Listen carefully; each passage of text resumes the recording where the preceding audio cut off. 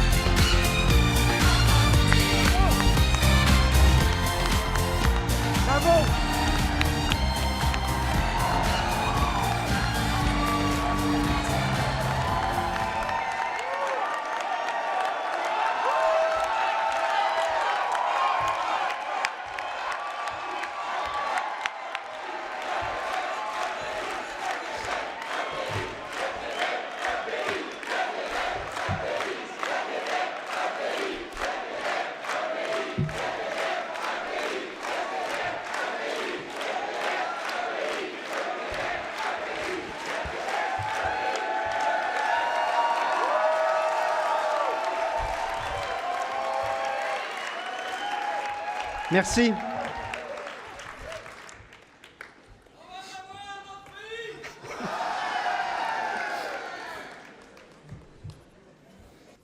Mes chers amis, jeudi dernier à Québec, et plus précisément sur les lieux de la bataille des plaines d'Abraham, Mark Carney a décidé de lancer la campagne référendaire.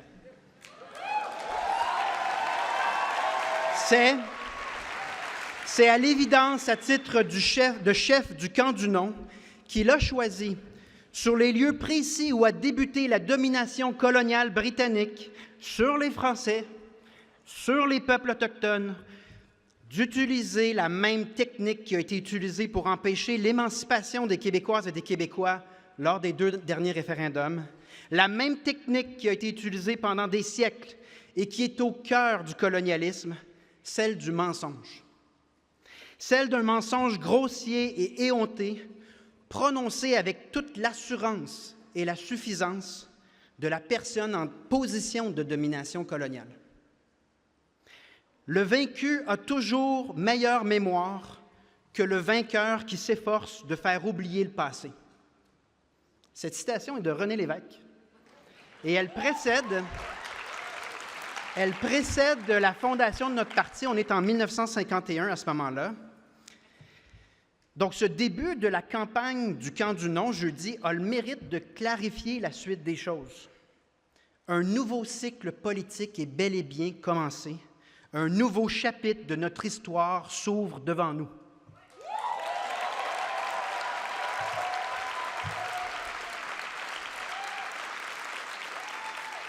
Nous sommes plus les seuls à le voir, à l'entendre, à le comprendre, à commencer par le Parti libéral du Canada, à l'évidence. Autour de nous, dans les conversations avec des amis, nos parents, nos proches, tous savent qu'on est à la veille d'un moment décisif pour notre avenir collectif. Mais ici, dans la compréhension limpide et partagée que si rien ne change, notre langue, notre culture et notre façon unique, spécifique de voir le monde à la québécoise risquent un long et pénible déclin qui mène tout droit à l'effacement. Avec l'arrivée de ce nouveau cycle, le camp du non réalise donc qu'il ne peut pas uniquement se fier à ce qu'il nous raconte depuis 30 ans, à savoir que le destin des Québécois, ça n'intéresse personne. Cette idée que ce sont des vieilles chicanes, tout ça ne tient plus la route. Il se tourne donc vers un mensonge qui a très souvent été utilisé dans notre histoire, qui est au cœur du fonctionnement du colonialisme britannique.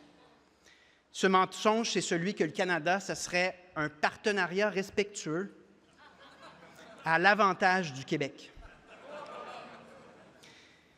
Dans le cadre de ce nouveau cycle, le camp du oui, le camp du pays, se doit par conséquent d'être celui du service de la vérité et du service de l'espoir.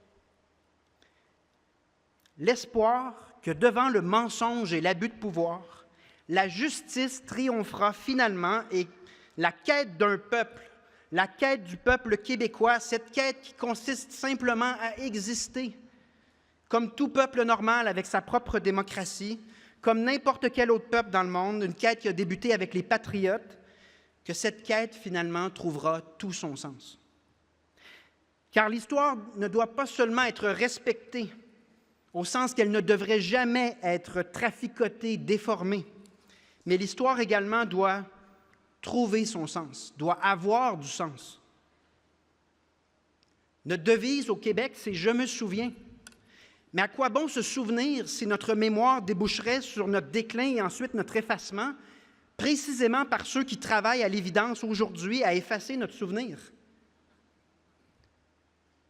Si on revient dans le détail sur ce discours de Mark Carney à Québec, aux Plaines d'Abraham, je m'excuse, je ne pensais jamais avoir à dire ça, mais non, les Plaines d'Abraham ne sont pas le berceau d'un Canada uni.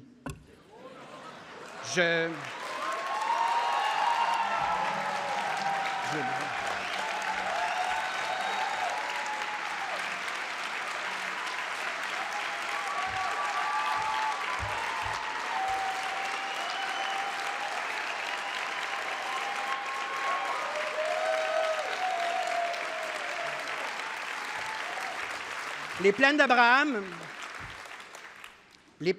n'ont jamais été non plus la symbolique d'un supposé partenariat ou d'une collaboration. Elles sont plutôt le symbole limpide de la domination d'un peuple sur un autre. C'est tout. Avec toute la perte de liberté, de respect et d'estime de soi qui vient avec. Et en ce sens, c'est le symbole pour nous d'un long combat inachevé pour reconquérir cette liberté, ce respect et cette estime de soi. Mark Carney a choisi de citer Charles Taylor, dans son discours, essentiellement pour nous expliquer que, suivant le philosophe Taylor, on est comme toutes des pages blanches. Donc, avec le temps, sur cette page blanche-là, on peut réécrire l'histoire et ça mène à de la collaboration. Je vais citer dans un premier temps Pierre Falardeau qui s'était penché sur Charles Taylor. Le problème avec les citations de Falardeau, c'est que c'est souvent épicé. Mais je m'en excuse à l'avance, je vais le citer intégralement comme il l'a dit, là, donc c'est pas de moi. Donc, comme on dit en québécois, attachez vos trucs avec de la broche. Aujourd'hui, on est à côté du débat. On est devant une société dominée par une autre, occupée par une autre, c'est simple. Et c'est ça le problème de l'humanité depuis le début. Mais là, c'est ça. Tu as des philosophes comme Charles Taylor qui viennent nous parler d'identité. On s'en calisse-tu?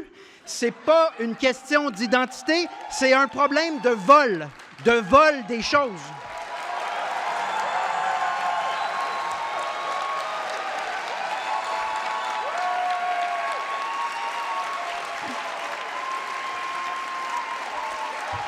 Bon. Il y a clairement des fans de Pierre Falardeau. C'est sûr que c'est coloré, Pierre Falardeau, mais c'est rempli de vérité. Ce à quoi j'ajouterai, en fait, ce que moi j'ai à dire là-dessus, puis ce que j'en pense. Je vais aller plus loin. Non seulement l'idée que nous serions des pages blanches ne doit jamais permettre de falsifier ou réécrire l'histoire, mais cette idée de page blanche qui permettrait d'établir un nouveau partenariat ne peut être qu'une supercherie intellectuelle lorsqu'on constate que l'histoire se répète. Et c'est là la clé. Donc, rétablissons les faits ensemble et ensuite constatons ensemble que l'histoire se répète et qu'il y a là un problème, un enjeu. Elle se répète avec une constance inouïe. Donc, allons à l'origine des plaines d'Abraham. Allons voir le travail de l'historien Éric Bédard, qui a revu la correspondance du général Wolfe. Il faut savoir qu'à cette époque-là, l'Angleterre encaissait des défaites militaires contre les Canadiens français. Ce qui sont aujourd'hui les Québécois avaient gagné un certain nombre de batailles, ce qui amène le général Wolfe à qualifier les Canadiens, donc les Québécois de l'époque, de vermine. Il souhaite venger les défaites de cette vermine en écrivant notamment qu'il veut laisser derrière lui la famine et la désolation.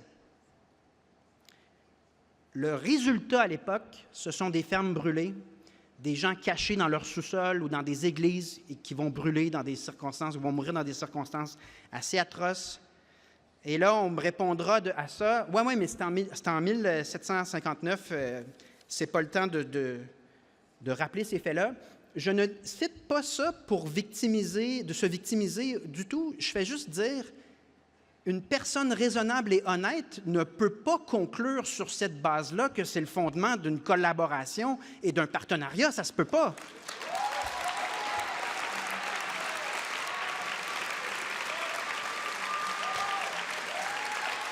Donc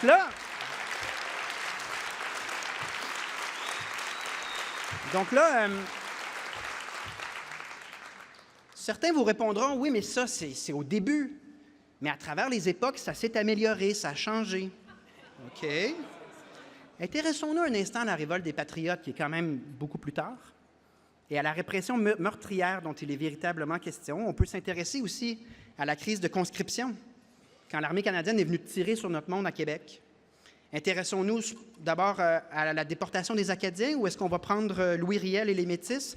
Est-ce qu'on va prendre les écoles en français qui étaient interdites pour assimiler, suivant la volonté ou la stratégie de Lord Durham? Mais là, ce n'est pas fini parce qu'il y a quelqu'un pour vous dire, qui viendra peut-être vous dire, il va vous citer Justin Trudeau. Il va vous dire, bien là, on est en 2026. Vous vous rappelez de ça? Il va dire, donc, ce sont des vieilleries, mais elles n'ont aucun écho ni aucun impact aujourd'hui. Tout a changé. Est-ce vraiment le cas? Ici, au Parti québécois, dans les années 70, est-ce qu'on peut mentionner qu'on s'est fait voler toute notre information, que les membres ont été arrêtés sans aucune raison? Des poètes, des intellectuels, des gens arrêtés, là, mais en toute violation des règles de droit. C'est quoi ça, si ce n'est pas de la subordination et de la répression? Le rapatriement de la Constitution en 1982, c'est quoi? Comment qualifier les politiques de Justin Trudeau au cours des 10 dernières années, alors qu'il sait très bien que notamment sa stratégie migratoire, ses propres fonctionnaires lui disent le tort causé en termes de crise du logement va être grand. Il procède pareil en sachant que les Québécois s'y opposent formellement. Dans quel univers on va qualifier ça de collaboration? Donc, à la lumière de notre histoire, je suis obligé de poser la question suivante, et je la pose devant tous les Québécoises et les Québécois qui se posent des questions sur notre avenir et sur la signification de cet événement-là. Comment pouvons-nous nous expliquer que le premier ministre du Canada, Mark Carney, a pu se pointer sur les plaines d'Abraham et nous raconter un mensonge aussi grossier? Serions-nous devant un manque total d'intelligence ou un manque total de connaissances? Alors qu'il est premier ministre du Canada, il n'aurait aucune connaissance sur le Canada? Moi, j'y crois pas un instant, je respecte son intelligence. Je pense que Mark Carney est un homme intelligent qui s'inscrit dans une longue lignée de colonialistes qui appliquent point par point les techniques du colonialisme britannique, des techniques qui sont connues, appliquées aux quatre coins de la planète depuis des siècles. Ce colonialisme britannique, il est fondé sur l'idée qu'on va laisser un certain nombre de pouvoirs à la population dominée, on va acheter les élites de sorte qu'elles collaborent avec la propagande et le mensonge du régime, et ensuite, on va expliquer à cette population que tout ce qui lui arrive de prospère et de bon, c'est grâce au régime britannique. C'est ça l'essence du colonialisme britannique. Alors que dans les faits, le colonialisme, c'est l'enrichissement non fondé, l'enrichissement basé sur la domination des autres. Et c'est vrai que l'humanité en souffre depuis toujours. Et la meilleure personne pour nous expliquer ça, puis pour qu'on le saisisse dans notre contexte, c'est Gandhi. Gandhi avait compris et il avait nommé que dans le cas de l'Inde, le colonialisme britannique ne s'arrêtait pas à la possession du territoire, il parlait aussi de la possession de l'esprit. À savoir que les Britanniques tentaient de faire croire aux Indiens que leur civilisation est supérieure et qu'ils devaient l'adopter, cette civilisation britannique, s'ils voulaient progresser. Il disait, je cite, « Les Britanniques nous gouvernent parce que nous acceptons leur domination. Ils nous considèrent comme inaptes à nous gouverner nous-mêmes, et nous avons nous-mêmes accepté cette idée dans une large mesure. L'Empire britannique n'est pas un empire maintenu par la force physique autant que par la coopération, volontaire ou non, des gouvernés. Il ne tient pas à la baïonnette tant qu'à la volonté de collaborer à ce régime-là. Il avait d'ailleurs un autre commentaire très intéressant sur l'esclavage, qui disait « Il n'y a rien de pire pour un peuple, non pas d'être esclave, mais d'être esclave en ayant un peu l'impression d'être libre. » Il dit « C'est la pire forme d'esclavage. » Donc, revenons au Québec, à la lumière des propos de Gandhi. Le Québec ne doit rien à la tutelle britannique. Ce que nous avons réussi n'a rien à voir avec une supposée bienveillance du Canada, bien au contraire. C'est un miracle qu'on ait réussi à perdurer et à bâtir autant dans un tel contexte. Mais c'est dans cette tradition du colonialisme britannique que s'est inscrit Mark Carney jeudi dernier. C'est ce qui fait de lui un colonialiste, c'est-à-dire qu'il a maintenu une tradition bien britannique de falsifier les faits et l'histoire, de nous maintenir constamment dans des mensonges à travers les institutions du fédéral, dans le but de nous faire croire que c'est à notre avantage d'être subordonnés et dominés. Et ce n'est pas une théorie d'un indépendantiste, parce qu'évidemment, on va relativiser peut-être. C'est Jean Chrétien lui-même qui vous le disait il y a quelques mois. Jean Chrétien qui nous rappelait, dans la foulée du 30e anniversaire du référendum de 1995, qu'il avait menti aux Québécoises et aux Québécois tout le long de la campagne référendaire, qu'il n'avait pas de problème avec ça, que s'il y avait eu des fraudes, ça ne changeait rien au résultat, et que surtout, si malgré ces manœuvres, le oui avait gagné, bien Jean Chrétien avait déjà préparé les mensonges et d'autres tricheries pour imposer la domination sur les Québécois. Exactement aussi comme Pierre Elliott Trudeau nous a menti lors du premier référendum lorsqu'il disait « il va y en avoir du changement ». C'est devenu la nuit des longs couteaux. Le Canada est fondé sur des mensonges et le problème d'accepter passivement cet environnement de mensonges colonial, c'est qu'il entraîne notre déclin. Il nous entraîne vers notre effacement. C'est plate, c'est triste, mais ce n'est pas plus compliqué que ça. Donc, Monsieur le Premier ministre du Canada, Monsieur le chef du camp du non, vous nous dites que le Canada n'existe pas grâce aux États-Unis. Très bien. Vous nous dites que les États de taille moyenne ne devraient jamais se subordonner à des États plus grands, qu'ils devraient en tout temps choisir leur souveraineté. Très bien, on vous entend. Monsieur Carney, le Québec n'existe pas grâce au Canada. En fait, le Québec a survécu dans sa différence et dans sa spécificité malgré le Canada.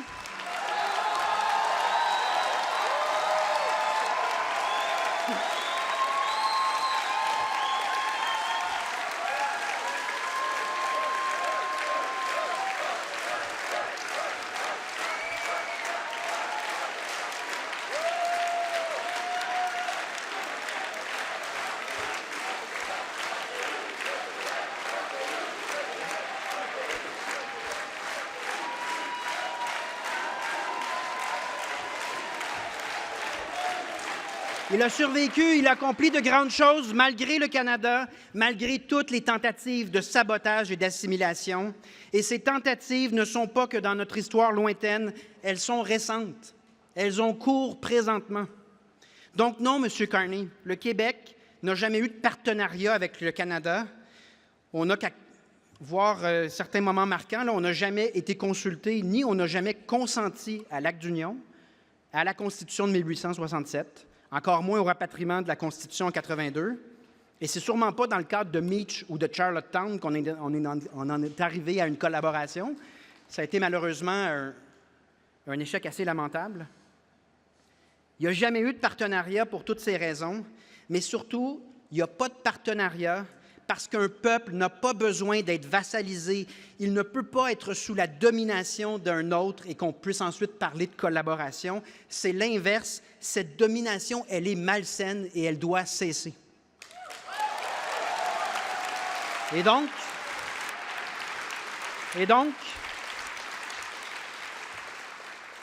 le premier ministre du Canada peut faire le choix d'inviter le roi d'Angleterre dans son Parlement à Ottawa pour ouvrir ses travaux parlementaires. C'est un geste colonial par excellence, c'est son choix. Il peut également choisir contre notre gré de nier nos droits, de nier nos choix démocratiques, notamment en utilisant nos propres impôts contre nous-mêmes, en tentant d'invalider nos lois de l'Assemblée nationale devant les tribunaux.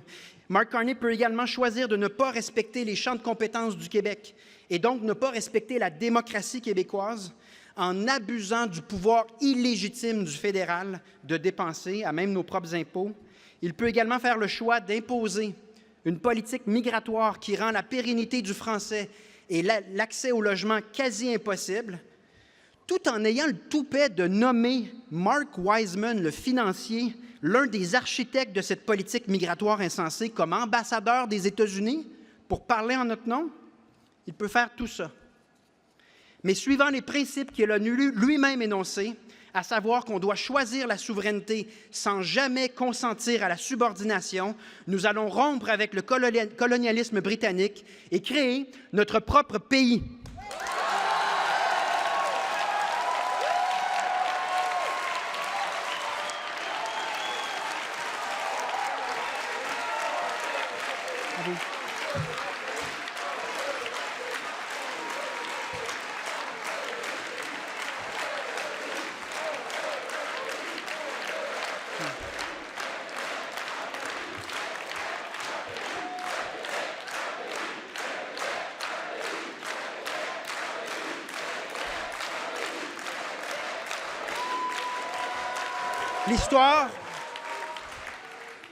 L'histoire doit avoir un sens.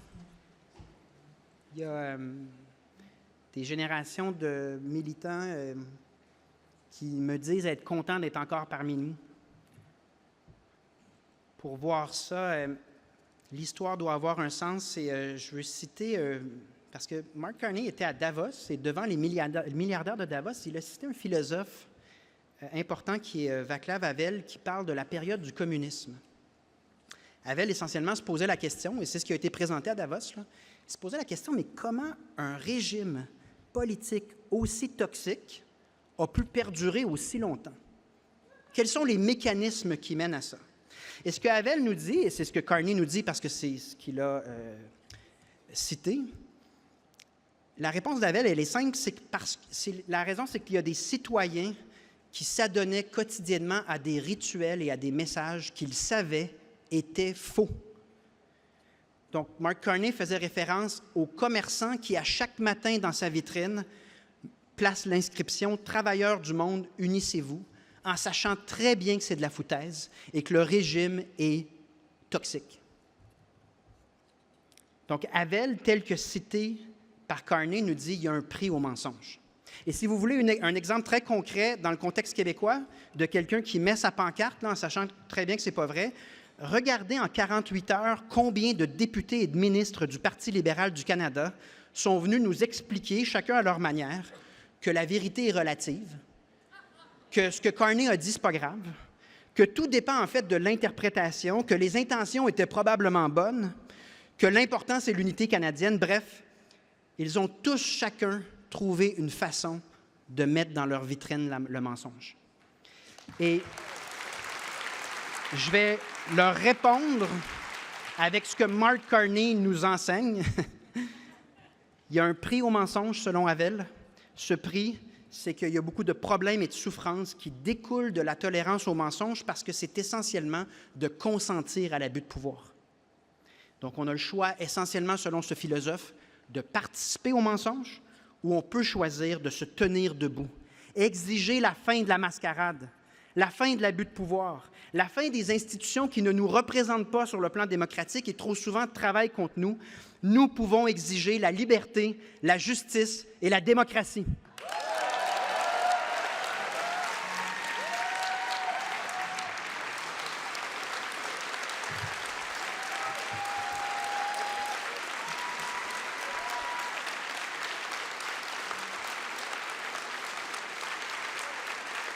Et c'est ça, essentiellement, aux Québécoises et aux Québécois qui nous écoutent, c'est simplement ça notre message. On peut choisir une démocratie saine, puis on peut choisir de ne plus vivre dans le mensonge institutionnel. Cette séquence qui débute à travers ce discours surprenant, notons-le, là, aux plaines d'Abraham, c'est un point de départ et il y aura d'autres étapes. Je pense que nous triompherons assez facilement des mensonges initiaux, parce qu'ils sont tellement grossiers, ils sont tellement faciles à défaire. Mais il y aura d'autres étapes. Et on le sait parce que l'histoire se répète et on a déjà joué dans ce film-là. Donc, on sait que dans les prochaines étapes, il y aura la diffamation et la peur. La diffamation, vous la connaissez, là, si on pense à Lévesque, Parizeau, Lucien Bouchard, Pauline Marois. On voudra faire croire toutes sortes de choses sur le chef ou sur le parti. Mais le but ici, c'est de détourner l'attention et surtout ne pas avoir le débat à savoir est-ce que l'indépendance est une bonne idée. On a déjà vu ce film-là. On retombera également dans la peur, c'est déjà commencé. Donc, il y a des fédéralistes qui ont déjà commencé à nous parler de l'invasion du Québec par la Russie. On a aussi parlé dans les médias de l'invasion très probable des États-Unis. On a tenté même de nous faire croire que sans le bouclier militaire canadien, nous serions en danger. Et donc, devant ces prochains mois qui seront exigeants, chers militants, je pense que c'est à Nelson Mandela qu'il faut faire appel. Nelson Mandela qui nous disait « Le courage n'est pas l'absence de peur, mais la capacité de la vaincre. »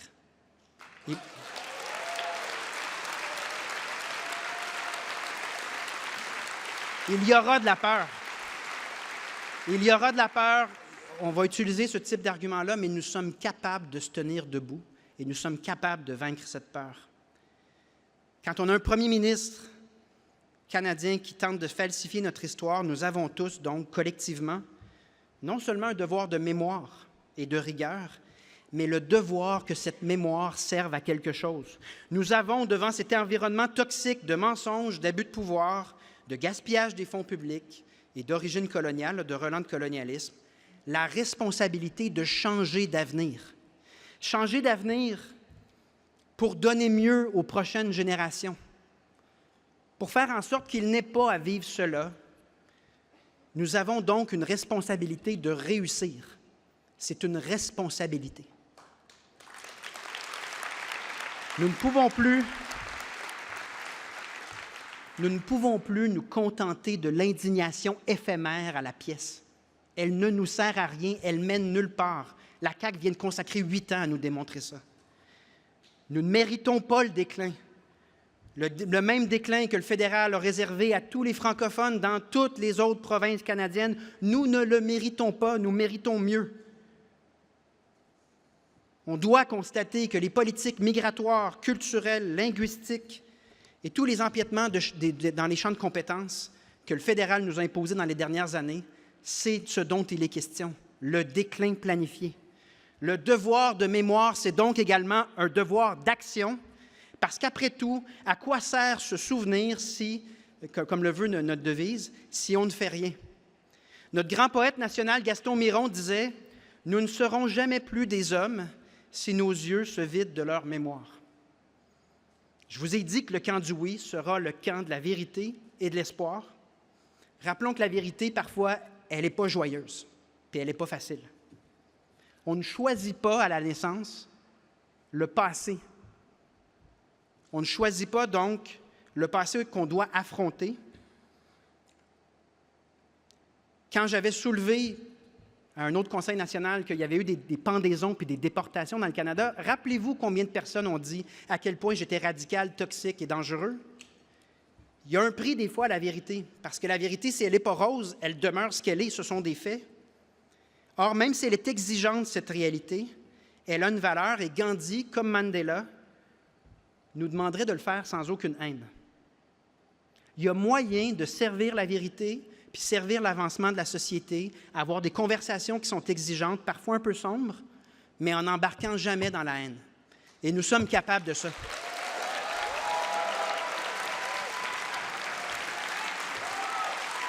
C'est du moins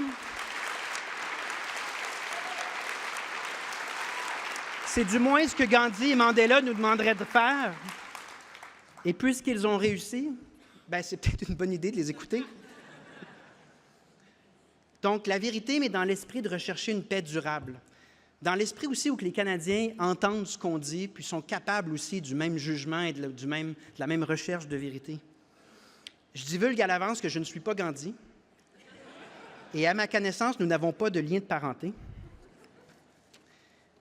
Mais je pense qu'il y a là des fondements qu'on peut tout simplement, modestement servir au meilleur de nos capacités. Je propose donc aux Québécois une vérité difficile, pendant que Mark Carney proposera un mensonge confortable. Mais il y a un prix au mensonge confortable, et j'ai confiance que les Québécoises et les Québécois choisiront la vérité. À nous de donner un sens au passé, à nous de donner un sens à notre histoire, à nous de gagner et finalement de faire du Québec un pays. Merci.